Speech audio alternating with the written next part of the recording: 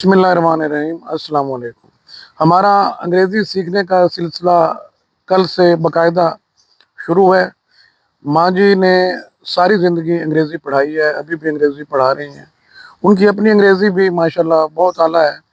जो माँ जी के वालिद साहब थे, हमारे नाना जी, वो दुनिया के बेहतरीन जो तालीमी इदारे हैं उनके ग्रेजुएट से वाकिफ़ थे। उन्हें ख़ुद अंग्रेज़ी का बड़ा आला ज़ौक़ था, उर्दू अदब का आला ज़ौक़ था।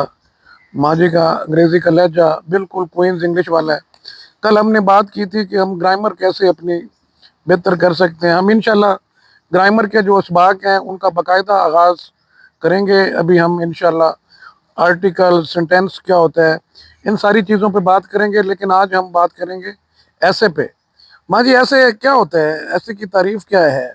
आपने जो अपनी प्रोफेशनल लाइफ में देखा है, आपने बच्चों के बच्चियों के ऐसे चेक भी किए होंगे। आपके ख्याल में हमारे बच्चों को ऐसे लिखने में क्या बुनियादी मुश्किलात दरपेश आती हैं? टिप्स क्या हैं एक अच्छा ऐसे लिखने के लिए? असल में बात यह है कि इंग्लिश पढ़ाने के लिए बहुत सारे चैनल्स माशाल्लाह कार फरमा है। बहुत सारे लोग ये कोशिश कर रहे हैं और हमसे ज़्यादा बहुत हज़ार दर्जे ज़्यादा अच्छी कोशिश कर रहे हैं। हम अपने तौर पर एक छोटी सी कोशिश है, खुदा करे किसी को काम आ सके।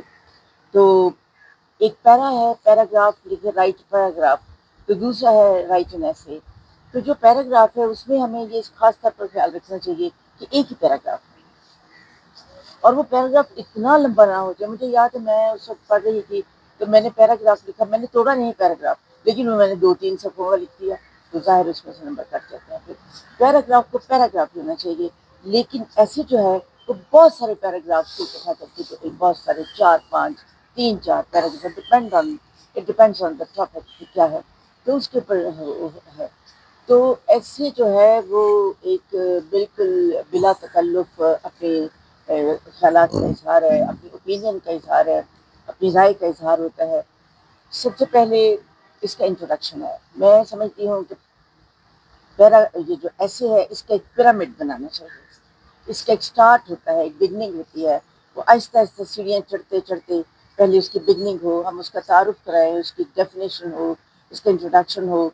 उसके बाद अगला है स्टेप, हम एक पैरा लिखते हैं, फिर हम नेक्स्ट है, फिर एक पैरा लिखते हैं।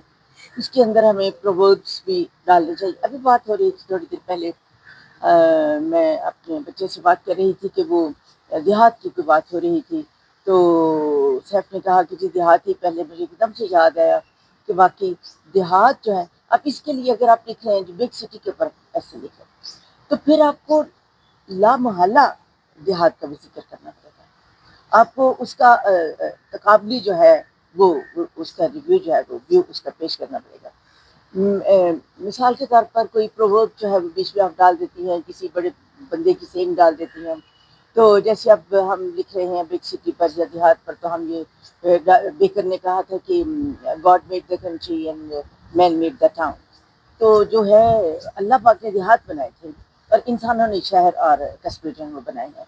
तो देहात जो है वो नेचर के बहुत करीब होता है। इस तरह फिर हम बात को बढ़ाते जाते हैं, दोनों का मुकाबला करके। तो इसमें इडियम्स भी आने चाहिए, इसमें प्रोवर्ब्स भी आने चाहिए।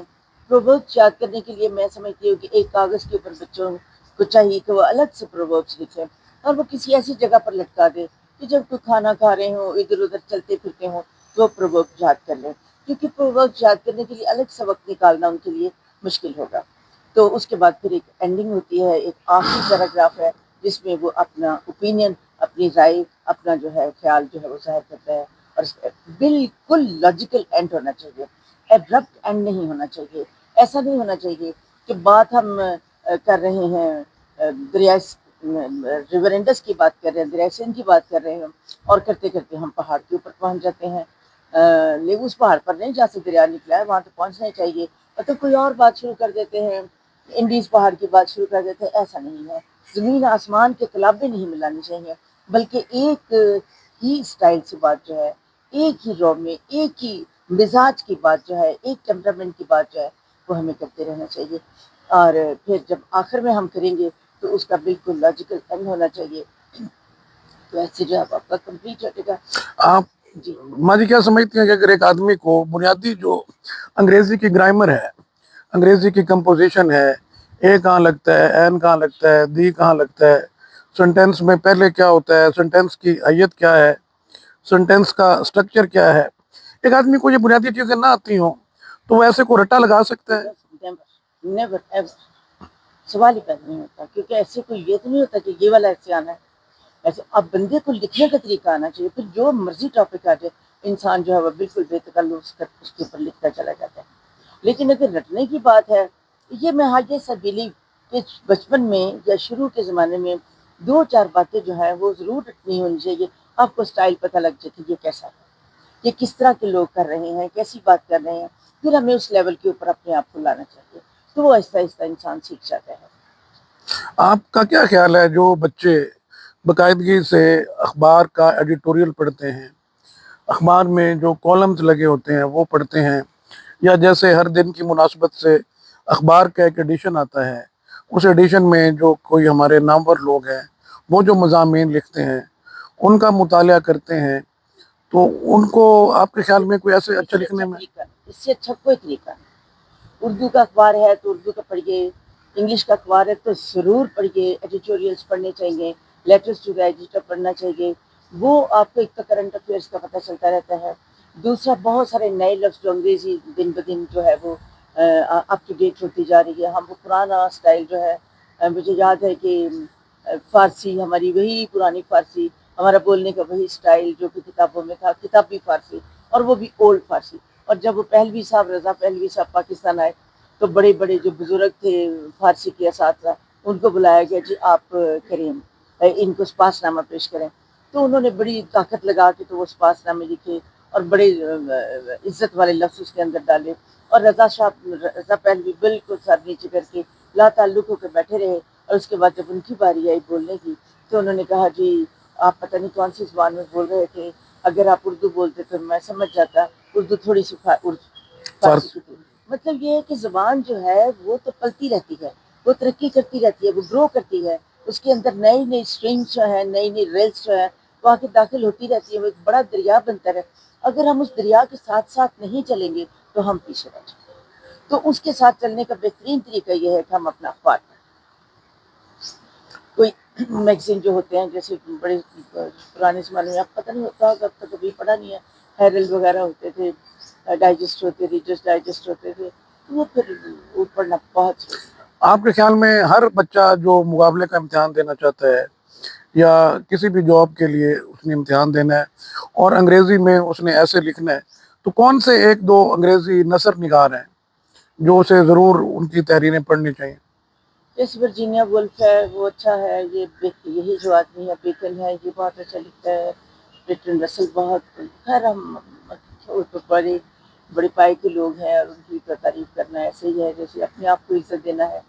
تو باقی یہ ہے کہ اگر یہ سب ملے بڑی اچھی بات ہے، لیکن یہ جو آرٹیکلز اخبار میں ہے یہ بھی آپ کا نقصان نہیں کریں گے، یہ بھی آپ کا فائدہ ہی کریں گے، تو اخبار ضرور پڑھنا چاہیے۔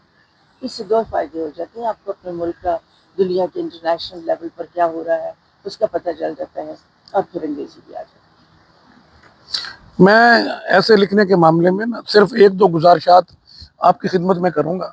میرے خیال میں کوئی بھی مضمون لکھنے کا بہترین طریقہ یہ ہے کہ آپ بار بار اسے لکھیں۔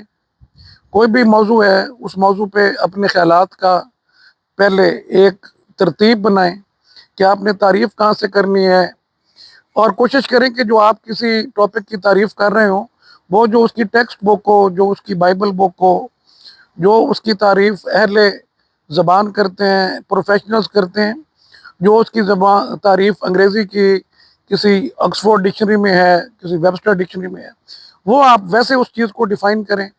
پھر آگے اس چیز کے بارے میں دنیا کے جو نامور لوگ ہیں وہ کیا سوچتے رہے ہیں، آپ کو ایک مسئلے کے بارے میں ہو سکتا ہے 3 4 5 6 طرح کے لوگوں کے ویوز ملیں، ان ساروں کے ویوز دیں، پھر آخر میں اس میں اپنا انالیسس کریں کہ کون سا جو نقطہ نظر ہے وہ آپ کے خیالات کے قریب ہے۔ اور میرے ایک سینئر تھے، میں ان سے ایک لیٹر سائن کروانے گیا تو انہوں نے مجھے کہا کہ افسر کی لائی ہوئی کسی چیز میں سپیلنگ کی غلطی ہو تو یہ غلطی نہیں ہے، یہ جرم ہے۔ تو ایسے آپ جو لکھتے ہیں اس میں اپنے سپیلنگز چیک کریں، بار بار چیک کریں آپ کے سپیلنگز، آنے چاہیے، بلکہ بے شک آپ اگر کوئی ایسے لکھ رہے ہیں، کوئی بھی چیز لکھ رہے ہیں، تو اس کے شروع میں ایک نوٹ دے دیں کہ جو آپ نے سپیلنگ دیے ہیں وہ برٹش ہیں یا امریکن ہیں۔ اور بالکل صحیح کہا گیا کہ practice makes a man perfect, اور دنیا میں کوئی چیز ایسی نہیں ہوتی جس پہ محنت کے بل پہ بندہ عبور حاصل نہ کر سکے۔ اللہ تعالیٰ نے قرآن پاک میں فرمایا ہے کہ ہم انسان کو محنت کے بغیر کوئی چیز نہیں دیتے، تو اس کا ایک مطلب یہ بھی ہے کہ اگر انسان محنت کرے تو وہ سب کچھ حاصل کر سکتا ہے۔ محنت کا راستہ آپ کے لیے کھلا ہے، ہمیشہ کھلا ہے، کبھی بھی محنت کا دروازہ اللہ تعالیٰ بند نہیں کرتا۔ آپ یہ ضرور سوچیں کہ اگر کوئی آدمی انگریزی پر عبور حاصل کر سکتا ہے تو آپ بھی کر سکتے ہیں۔ جو کام ایک انسان کر سکتا ہے وہ کوئی بھی انسان کر سکتا ہے۔ اللہ تعالیٰ آپ کا حامی و ناصر ہو۔ دعائیں دیجئے، دعائیں لیجئے، اپنے ملک کے لیے، انسانیت کے لیے بہتر کرنے کا سوچیں۔ اللہ تعالیٰ آپ کی کاوشوں میں برکت ڈال دے گا۔ پاکستان زندہ باد۔